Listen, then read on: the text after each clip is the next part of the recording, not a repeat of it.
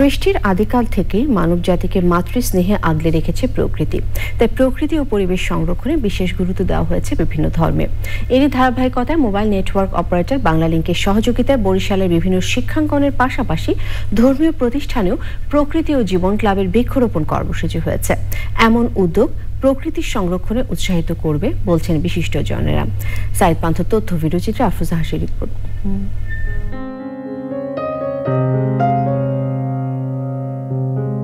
প্রকৃতি পরিবেশের নানা উপাদান ব্যবহার করে বসতি গড়েছে মানবজাতি, নিশ্চিত করেছে জীবন জীবিকা।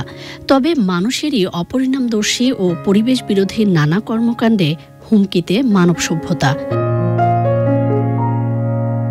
এমন বাস্তবতায় বাংলালিংকের সহযোগিতায় সবুজে সাজাই বাংলাদেশ স্লোগানে সারা দেশে সবুজ বেষ্টনী গড়ার অংশ হিসেবে বরিশালের মডেল মসজিদ, শঙ্কর মঠ মন্দির ও ক্যাথলিক চার্চে সবুজ উৎসব।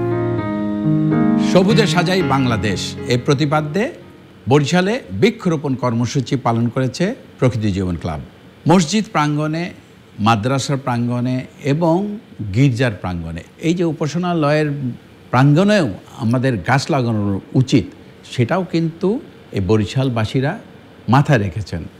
আমাদের 15% কার্যক্ষমতা বাড়িয়ে দেয় এই সবুজ গাছ। এই বৃক্ষ কিন্তু আমাদের কিন্তু নানাভাবে উপকার করছে। তারই একটি বড় প্রমাণ হচ্ছে আমাদের কর্মক্ষমতা। আসুন এই বর্ষায় আমরা সারা বাংলাদেশটাকে সবুজে ছেয়ে ফেলি। এই উদ্যোগ ধর্মবর্ণ নির্বিশেষে সবাইকে পরিবেশ সংরক্ষণে উদ্বুদ্ধ করবে বলছেন বিশিষ্টজনরা। তাদেরকে ধন্যবাদ ও কৃতজ্ঞতা জানাই। ক্যাথলিক চার্চ বাংলাদেশে সর্বত্র বৃক্ষরোপণ আজ থেকে না, এটা 50 বছর আগে থেকেই আমরা গাছ রোপণ করি। বৃষ্টি বা অতি খরার যে প্রকোপ, সেটা থেকে মুক্তির আসলে একটাই উপায় হতে পারে, সেটা হলো গাছ লাগানো। বাংলালিংক এরকম একটা মহৎ উদ্যোগের সাথে সামিল হতে পেরেছে। এই জন্য আমরা প্রকৃতি এবং জীবন ফাউন্ডেশনকে ধন্যবাদ জানাতে চাই। জনগণের কাছে একটা বার্তা হিসেবে থাকবে, বৃক্ষরোপণ সকলের উপকার করে দেশের অক্সিজেনের ব্যালেন্স করে। প্রকৃতি ও জীবন ক্লাবের আরো উত্তরোত্তর সমৃদ্ধি কামনা করছি।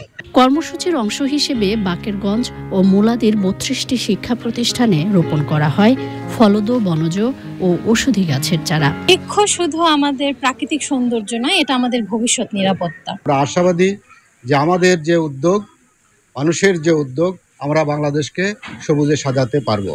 সংশ্লিষ্টরা বলছেন, পরিবেশ সংরক্ষণে ধর্মীয় মূল্যবোধের চর্চা ও এর সঠিক প্রয়োগের মাধ্যমে রক্ষা পাবে প্রাণ প্রকৃতি, নিশ্চিত হবে সবুজ পৃথিবী। আফরোজা হাসি, চ্যানেল আই।